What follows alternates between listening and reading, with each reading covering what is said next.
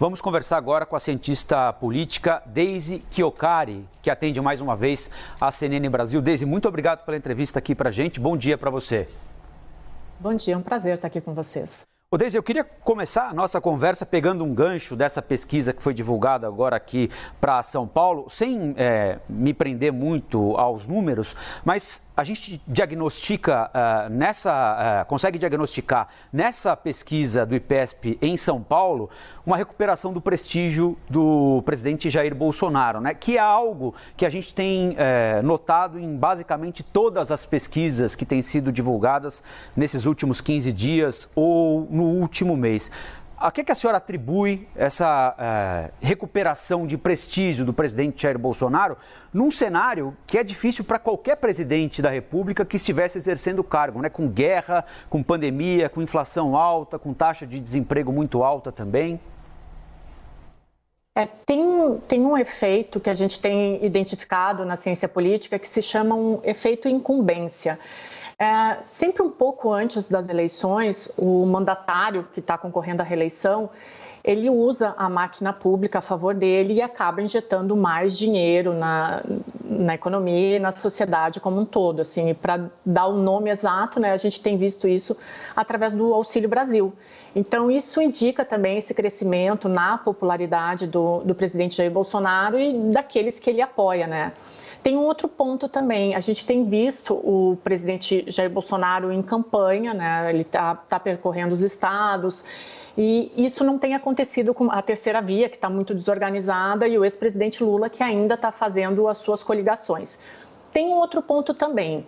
A janela partidária que terminou agora, ela beneficiou extremamente o presidente Jair Bolsonaro, que tem no seu partido o maior partido do país hoje, o Centrão, que apoia ele, também está com grande vantagem, então isso acaba refletindo nos estados. E uma coisa que me chamou muito a atenção nessa pesquisa foi o número de pessoas que ainda não sabem quem votar, o número de indecisos, né? Isso me mostra um pouco daquilo que a gente sempre fala, assim, de como a população ainda tem uma certa rejeição à política, né? Não é um assunto de interesse e um assunto fácil de ser tratado. Pois é, não está no dia a dia das pessoas ainda, né? Deise, a Basília Rodrigues, nossa analista de política, quer fazer uma pergunta para você também, ao vivo, lá de Brasília. Oi, Basília. Oi, tudo bem? Deise, Colombo. Pois é, eu queria que a senhora pudesse explicar até essa diferença, como a gente, do ponto de vista qualitativo, deve olhar para o dado da pesquisa espontânea e a estimulada. A diferença aí, estimulada quando a pessoa é perguntada exatamente sobre o nome do candidato, e a espontânea quando ela tem que lembrar, né, pensar em quem votar. Te pergunto isso porque a diferença é muito grande. Quando a gente olha para os dados espontâneos, quase que empata. Até essa observação que você fez, Colombo, há pouco, perguntando para o Uribe, é algo que também se destaca na pesquisa eleitoral para presidente da República. Quando você olha ali para a planilha da pesquisa espontânea, então, quando o eleitorado é perguntado em quem você vai votar para presidente da República, Lula e Bolsonaro também aparecem muito próximos, né? Nessa pesquisa espontânea, mas na estimulada aí você vê aquela disparidade. Então, quando há pré-definição do nome do candidato, as pessoas se localizam de uma maneira diferente nessa pesquisa. A senhora pode explicar, então, essa diferença da espontânea para a estimulada e se quem está perdendo pode se manter mais confiante na pesquisa por causa da espontânea? Nossa, Basília, tem um monte de fatores para a gente analisar, né, nessa tua pergunta, mas vamos lá. Ela é bem importante. Na pesquisa estimulada, normalmente tu vai com aqueles nomes que eles falam primeiro. Isso é identificado nos estudos da ciência política. Então, por exemplo, se eu chegar para ti e perguntar, tu votaria, sei lá, no Ciro, no Lula ou no Bolsonaro? As pesquisas indicam que normalmente o primeiro nome vem na frente. Na espontânea, a gente tem que prestar atenção num fator que eu tenho ressaltado já há bastante tempo. Os dois personagens que estão mais na mídia, que são mais os alvos de notícia, são o ex-presidente Lula e o presidente Jair Bolsonaro. Então, é normal que as pessoas sempre se refiram a eles. Por exemplo, Ciro Gomes, que corre por fora, ainda não é uma candidatura que tem visibilidade, obviamente, porque a gente não chegou no período eleitoral. Então, ele fala muito mais agora para aquelas pessoas que já são adeptas dele. Então, isso é muito normal, principalmente esses dois nomes. A gente tem que entender também que é a primeira vez em muitos anos que a gente vê dois personagens políticos muito fortes disputando a presidência da República, né?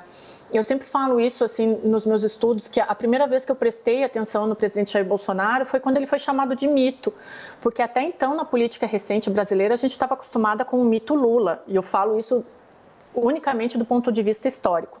Aqui em São Paulo, o Haddad é o nome mais lembrado também por ser o mais popular, por ter uma ligação com o ex-presidente Lula, o nome dele vai e volta nas menções do ex-presidente, né? Por mais que exista algumas rejeições no meio. E o Tarcísio de Freitas, a gente sabe que ele tem feito uma campanha muito forte aqui no interior do estado com o apoio do presidente Bolsonaro, né? Esses nomes, eles têm umas explicações, assim, alguns por ter uma relação com a chapa majoritária, a presidência da República, e outros pela própria movimentação no estado de São Paulo, né? E o Haddad também já foi prefeito da capital, então é normal que as pessoas lembrem mais do nome dele, né? Agora, Deise, você lembrou dos nomes mais lembrados pelos pesquisados, né? Lula e Bolsonaro são dois políticos populares que têm, cada um ao seu modo, um jeito de conversar muito particular com o público, com o eleitor. E a gente, é verdade, quando você citou esse aspecto, eu me lembrei, a gente fala muito Lula, fala muito Bolsonaro e fala muito terceira via, né? Porque a terceira via, por enquanto, ela não é exatamente uma figura, uma pessoa, ela não é um símbolo. Por enquanto, é alguma coisa que eu não sei dizer exatamente o que é. Quando é que vai deixar de ser algo inanimado, né? A terceira via, para a gente falar, ó, o candidato ou a candidata é esse, ele pensa assim, ele fala assim, ele promete isso, ele não vai fazer aquilo.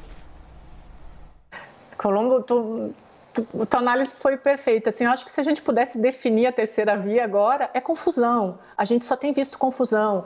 E os nomes que têm aparecido, a gente tem que lembrar também que eles se apresentam como uma nova opção, mas assim, um deles se aceita como o nome da terceira via, que é o Dória, mas tem que ser de acordo com as regras do jogo dele.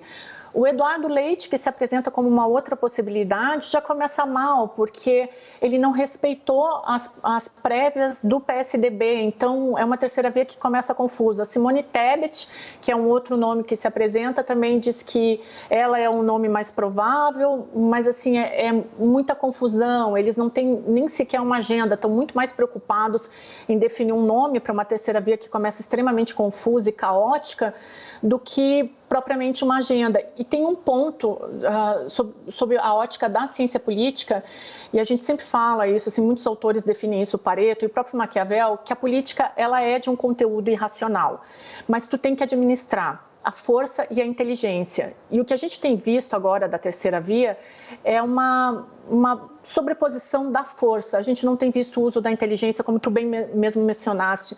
Não tem um nome para a terceira via, um consenso, não existe um consenso entre eles próprios e não existe uma agenda. Então, o que a gente tem visto da terceira via agora é uma tentativa de ser aceita pela força. E só isso não funciona na política. Bom, a gente conversou aqui no Novo Dia da CNN Brasil com a cientista política Deise Chiocari. Deise, muito obrigado pela entrevista aqui para a CNN Brasil. Bom dia de trabalho para a senhora. Até a próxima. Até a próxima. Prazer. Obrigado.